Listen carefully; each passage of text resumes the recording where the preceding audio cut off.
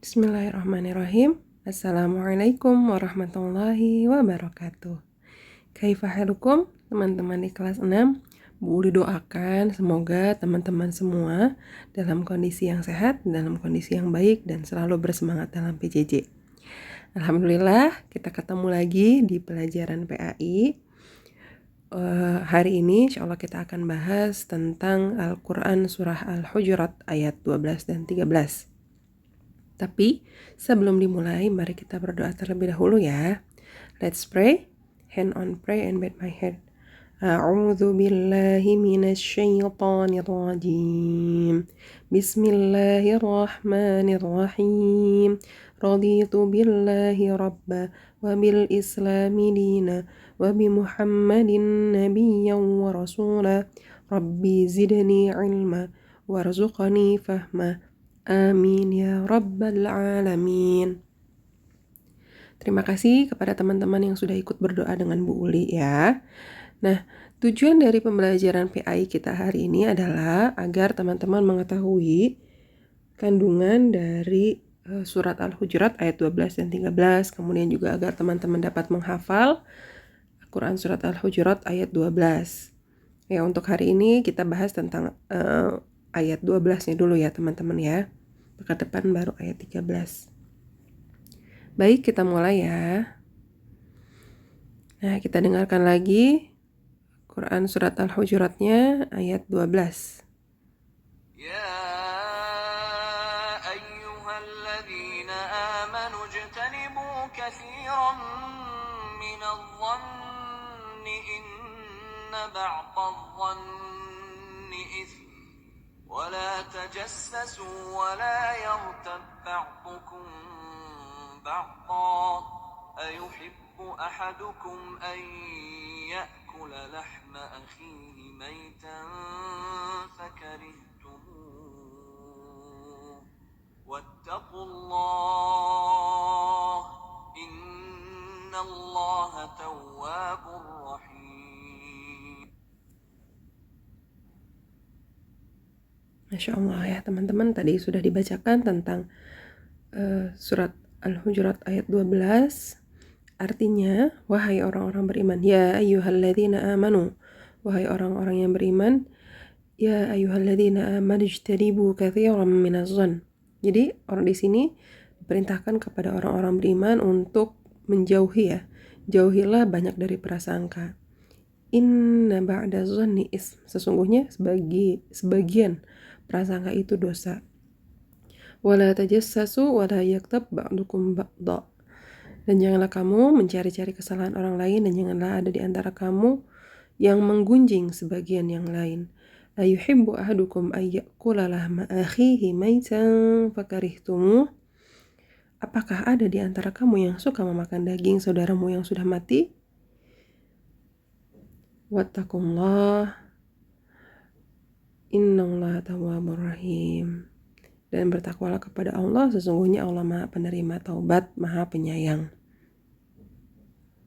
Nah, kita akan bahas sekarang kandungan suratnya. Yang pertama adalah larangan untuk bersuuzon. Itu kan disebutkan ijtanibu katsiran minadh-dhann, jauhilah banyak dari prasangka gitu ya. Inna ba'da dhanni ism, karena sesungguhnya sebagian prasangka itu dosa. Nah, apa sih suuzon itu? Suuzon adalah berprasangka buruk terhadap sesuatu ataupun terhadap seseorang, bahkan bisa jadi terhadap Allah, na'udzubillahi min dzalik. Ya. Contohnya suuzon sama teman gitu ya. Misalnya kamu janjian sama teman, terus teman kamu datangnya terlambat atau bahkan mungkin gak datang, terus kamu akhirnya berprasangka teman kamu itu malas ketemu kamu. Padahal kan bisa jadi dia misalnya kena macet di jalan, atau dia misalnya lagi sakit, atau misalnya ada sesuatu keperluan yang mendesak gitu ya. Jadi jangan terburu-buru untuk berprasangka buruk. Nah, terus kemudian suuzon kepada orang tua. Misalnya apa? Suuzon kepada orang tua misalnya kamu minta dibelikan sesuatu gitu ya. Kamu minta dibelikan misalnya satu buku gitu yang kamu pengen banget beli buku itu gitu ya, karena misalnya ceritanya seru. Nah, tapi orang tua kamu nggak ngebeliin gitu ya, udah lama gitu, misalnya udah 1 bulan belum dibeliin gitu ya. Terus akhirnya kamu marah, kamu suuzon sama orang tua kamu bilang, kamu menganggap kalau orang tua kamu itu nggak sayang sama kamu. Ini kayaknya mama nggak sayang nih sama aku nih. Aku minta buku aja mama nggak kasih. Padahal itu kan aku pengen banget gitu misalnya.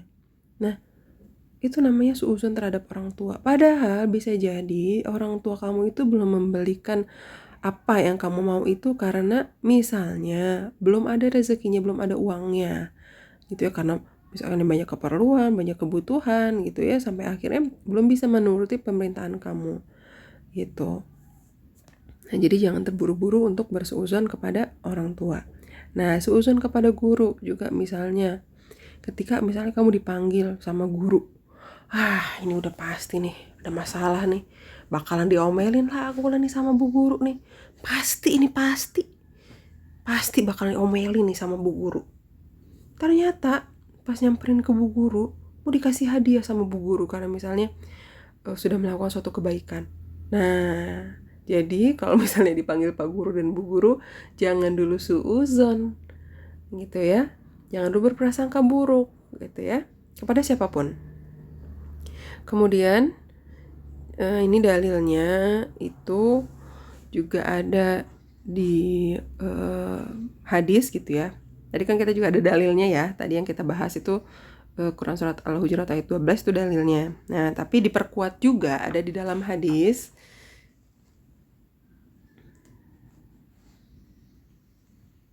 yang artinya ini hadisnya dari Sufyan ibnu Uyainah ya, yang mengatakan dari Rasulullah SAW yang mengatakan, janganlah kalian saling memutuskan persaudaraan, janganlah kamu saling menjatuhkan, dan janganlah kamu saling membenci, dan janganlah kamu saling mendengki, tetapi jadilah kamu sekalian hamba-hamba Allah yang bersaudara. Itu ya.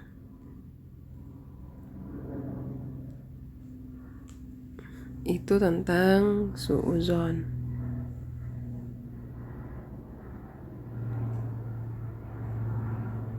Nah, larangan yang kedua adalah larangan mencari-cari kesalahan orang lain.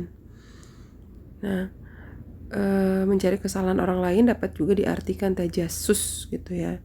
Tajassus ini maksudnya adalah memata-matai orang lain gitu ya untuk mencari-cari kesalahannya gitu ya, dicari-cari aibnya, dicari-cari kesalahannya gitu ya, mencari-cari kesalahan yang mereka sembunyikan. Nah, ini dilarang ya dalam Islam. Jadi tajasus itu tadi ya, memata-matai, mencari-cari aibnya, mencari-cari kesalahan temannya gitu ya. Nah, ini ketika kita mencari-cari kesalahan orang lain itu sama dengan kita mengorek-ngorek rahasia gitu ya. Nah, mengorek-ngorek rahasia sama dengan membuka aurat orang lain gitu ya. Padahal ada dalam hadis, man satara aurata mu'minin faka'anna mastahya mau'udatan min qabriha. Jadi di dalam hadis itu dikatakan bahwa barang siapa yang menutupi aurat orang mukmin, kalau kita menutupi aurat orang mukmin, maka seakan-akan pahalanya sama dengan orang yang menghidupkan bayi yang dikubur, hidup-hidup dari kuburnya gitu ya. Jadi banyak, luar biasa sekali gitu ya pahalanya. Jadi nggak boleh kita mencari-cari kesalahan orang lain gitu, justru kita harus menjaga aurat mereka gitu ya. Nah, ada lagi di dalil yang lain, la tajassasu wa la tahassasu wa la tabaghadu wa la tadabaru wa kunu ibadallahi ikhwana. Jadi wala tajassasu, dan janganlah kamu saling memata-matai gitu ya, atau mencari-cari kesalahan orang lain. Wala tabaghadu, dan janganlah saling membenci.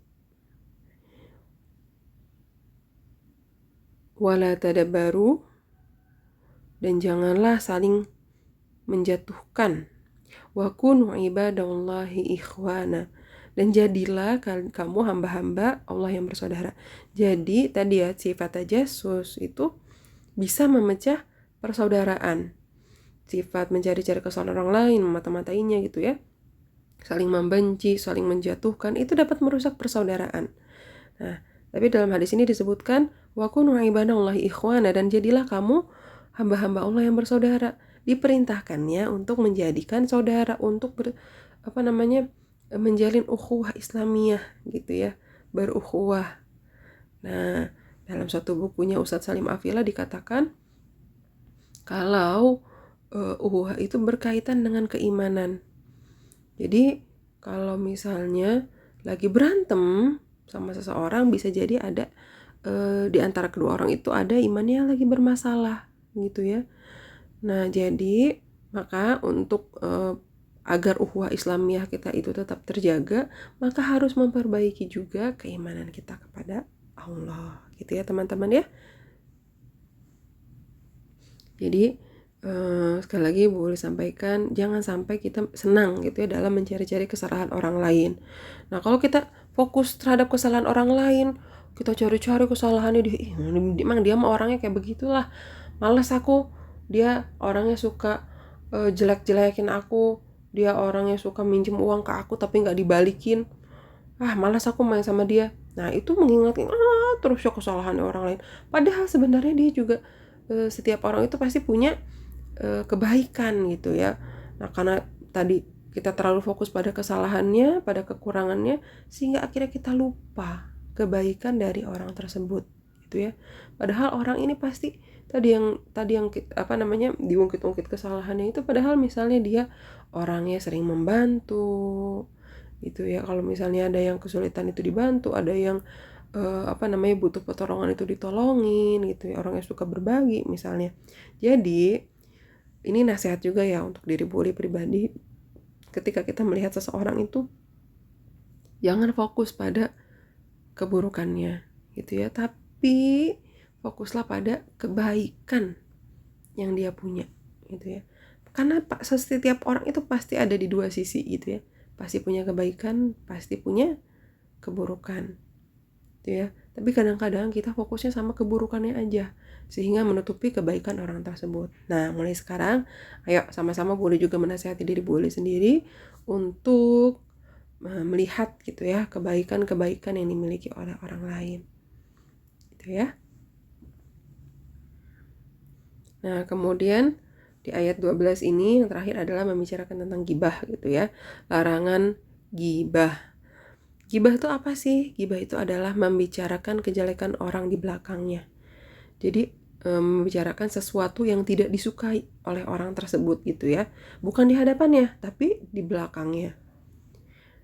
Nah, larangan gibah ini perbuatan yang haram gitu ya. Perbuatan yang haram kecuali hanya terhadap hal-hal yang telah diyakini kebaikannya. Nah, ini Rasulullah SAW ini ada kisahnya ya teman-teman ya. Jadi Nabi Muhammad SAW ketika itu kedatangan seorang laki-laki yang pendurhaka gitu ya, atau pendurhaka itu yang nggak nurut gitu ya. Kemudian si laki-laki ini meminta izin masuk untuk menemui Rasulullah. Nah, kemudian Rasulullah SAW bersabda, izinkan dia masuk, dia adalah seburuk-buruk saudara satu kabilah. Nah, di sini Rasulullah mengungkapkan gitu ya kepada para sahabat.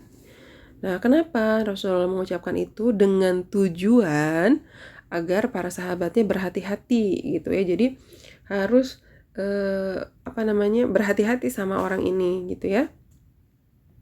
Nah, hal ini diperbolehkan. Tapi yang lainnya tidak diperbolehkan gitu ya. Selain itu diharamkan dengan sangat. Dan ada peringatan keras gitu ya untuk orang-orang yang bergibah, untuk orang-orang yang menggibah.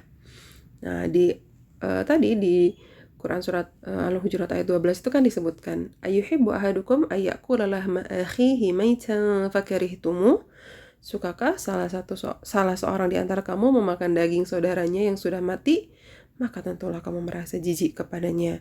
Nah, jadi bergibah itu atau menggibahi orang lain itu seolah-olah gitu ya, seperti sedang memakan bangkai saudaranya. Jijik kan ya, makan bangkai, berarti bangkai itu kan bisa jadi dagingnya udah busuk gitu ya, bisa jadi gimana sih kalau bangke kan menjijikan kan ya, kalau misalnya kita lihat bangke ada misalnya tikus mati di jalan, atau misalkan ada binatang yang mati di jalan terus kita lihat bangkainya, itu kan jijik gitu ya, melihatnya saja kita sudah jijik, apalagi memakannya. Nauzubillah min dzalik gitu ya. Jadi kita harus memperhatikan gitu ya, jangan sampai kita terjerumus pada gibah gitu ya. Nah, ini ada kisahnya. Telah menceritakan kepada kami Abu Harun Al-Abdi dari Abu Sa'id Al-Khudri yang mengatakan bahwa kami pernah berkata, wahai Rasulullah SAW, ceritakanlah kepada kami apa yang telah engkau lihat dalam perjalanan Isra atau Isra malammu. Nah, jadi di sini para sahabat bertanya gitu ya kepada Nabi, meminta kepada Nabi untuk menceritakan perjalanan Isra Rasulullah SAW. Nah, kemudian Rasulullah menyebutkan, aku dibawa menuju ke tempat sejumlah makhluk Allah yang banyak terdiri dari kaum laki-laki dan perempuan. Mereka diserahkan kepada para malaikat yang berupa kaum laki-laki yang dengan sengaja mencopot daging lambung seseorang dari mereka sekali comot sebesar terompah. Kemudian mereka jejalkan daging itu ke mulut seseorang lainnya dari mereka. Lalu dikatakan kepadanya, makanlah ini sebagaimana dahulu kamu makan. Sedangkan ia menjumpai daging itu adalah bangkai. Jibril mengatakan, hai Muhammad, tentu saja itu menjijikan, tetapi dipaksakan kepadanya untuk memakannya. Aku bertanya, hai Jibril, siapakah mereka itu? Jibril menjawab, mereka adalah orang yang suka menggunjing dan mencela serta mengadu domba orang lain. Lalu dikatakan, sukakah salah satu di antara kamu memakan daging saudaranya yang sudah mati? Maka tentulah kamu merasa jijik kepadanya. Dan orang tersebut tidak suka makannya tetapi dipaksakan kepadanya. Jadi ini perjalanan ketika Rasulullah Isra gitu ya, Rasulullah melihat ada sekumpulan laki-laki dan perempuan gitu ya yang dipaksa untuk memakan bangkai gitu ya dari orang lain gitu ya. Jadi kenapa mereka dipaksa untuk memakan bangkai oleh para malaikat ini? Karena dulu orang-orang ini suka menggunjing gitu ya, suka gibah gitu ya, sehingga ya itu ya balasannya dipaksakan untuk memakan bangkai saudaranya. Nauzubillahi min dzalik gitu ya. Nah, teman-teman, kadang-kadang gibah itu kita tidak sadar gitu, bahwa kita itu sedang gibah gitu ya. Karena misalnya godaan setan gitu ya. Dan pokoknya seringkali kita tidak sadar gitu ya bahwa kita itu sedang gibah. Nah, makanya harus berhati-hati gitu ya. Nah, bahaya gibah itu sendiri, yang pertama adalah tersebarnya berita buruk yang belum pasti kebenarannya. Misalnya ada suatu berita gitu ya yang belum dipastikan kebenarannya. Nah, karena orang yang sudah digibahin ini sudah terlanjur tersebar gitu ya beritanya, maka bisa jadi orang ini jadi malu gitu ya, atau terlanjur dibenci gitu ya oleh orang lain. Padahal belum tentu orang ini melakukan suatu keburukan gitu ya. Jadi dengan adanya gibah itu gampang banget tersebar gitu ya, gampang banget tersebar berita-berita yang sebenarnya itu belum tentu kebenarannya gitu ya. Kemudian yang kedua adalah menimbulkan permusuhan. Maksudnya gimana? Jadi gini, ketika misalnya ada dua orang yang gibah gitu ya, ada dua orang yang gibah, ada satu misalkan si A sama si B lah. Si A menjelekkan si C gitu ya terhadap si B. Nah, si B ini ngomong ke si C gitu ya. Nah, ketika si B-nya ngomong ke si C, maka kan si C jadi tahu gitu ya bahwa si A itu membicarakan keburukan si C. Maka akan terjadi permusuhan antara si A dan si C gitu ya. Kemudian si A dan si B gitu. Jadi ketika orang yang dibicarakan itu akhirnya mengetahui bahwa dia ini sudah digibahin gitu ya, sudah dibicarakan keburukan-keburukannya, maka dia akan menimbulkan permusuhan gitu ya, ketidaksukaan di antara sesama gitu. Kemudian yang ketiga adalah membuang waktu ya. Jadi perbuatan gibah itu udah dosa, buang-buang waktu gitu ya. Padahal waktu yang kita punya itu bisa kita manfaatkan untuk belajar gitu ya, untuk membantu orang tua, untuk beribadah, atau melakukan kegiatan-kegiatan kebaikan lainnya. Ya, jadi yuk kita sama-sama stop gibah. Gitu ya. Nah, gimana ya cara menghindari diri dari gibah? Yang pertama adalah ngaca. Maksudnya apa ngaca? Sebelum kita membicarakan keburukan orang lain, kita terlebih dahulu melihat, berkaca kepada diri kita sendiri bahwa sebenarnya kita juga punya kok kekurangan. Kita juga punya kok kelemahan gitu ya. Nah, suka nggak sih kita kalau misalnya kelemahan, keburukan, kejelekan kita itu dibicarakan oleh orang lain? Pasti nggak suka gitu kan? Nah, kemudian perbanyak tilawah dan zikir. Ya, jadi tadi ya, gibah itu membuang-buang waktu. Sia-sia waktu kita terbuang gitu ya. Maka agar waktu kita tidak terbuang sia-sia, maka kita harus perbanyak zikir, perbanyak tilawah Al-Qur'an. Kemudian yang ketiga adalah positive thinking. Ketika kita melihat suatu kejelekan gitu ya, orang lain, terus kita pengen gibahin, langsung buru-buru positive thinking gitu ya. Pasti ada kebaikan dari orang ini gitu ya. Kemudian cari teman yang baik. Nah, namanya gibah itu kan pasti ada lawan ya, mau ada lawan ya. Pasti ada orang lain gitu ya yang diajak untuk bergibah, namanya membicarakan. Gak mungkin kan membicarakan itu sendiri gitu kan. Pasti ada orang lain yang diajak untuk gibah gitu ya. Ada temennya dalam bergibah gitu ya.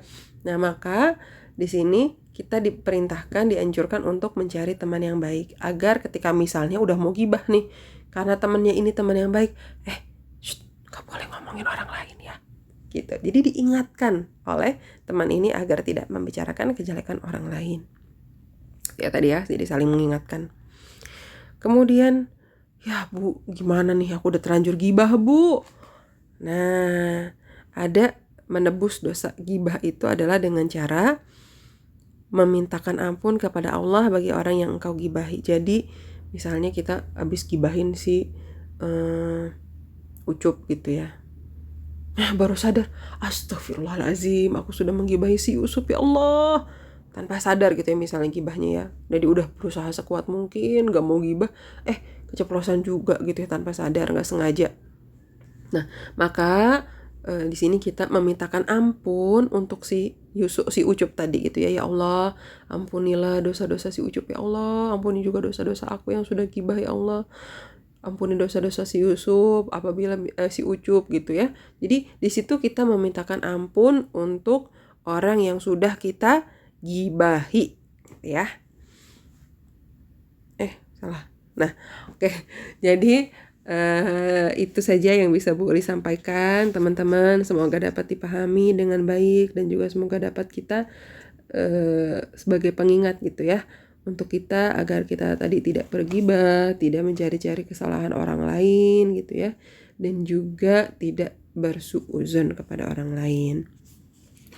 Untuk pekan ini tugasnya adalah teman-teman silahkan menghafalkan Quran Surat Al-Hujurat ayat 12 yang nanti akan disetorkan di pekan depan ya. Jadi untuk pekan ini teman-teman silahkan dihafalin dulu nih ayat 12-nya, nanti disetorkannya pekan depan. Baik, terima kasih teman-teman sudah bersabar untuk mendengarkan pelajaran hari ini. Semoga ada manfaatnya. Wabillahi taufiq wal hidayah. Wassalamualaikum warahmatullahi wabarakatuh.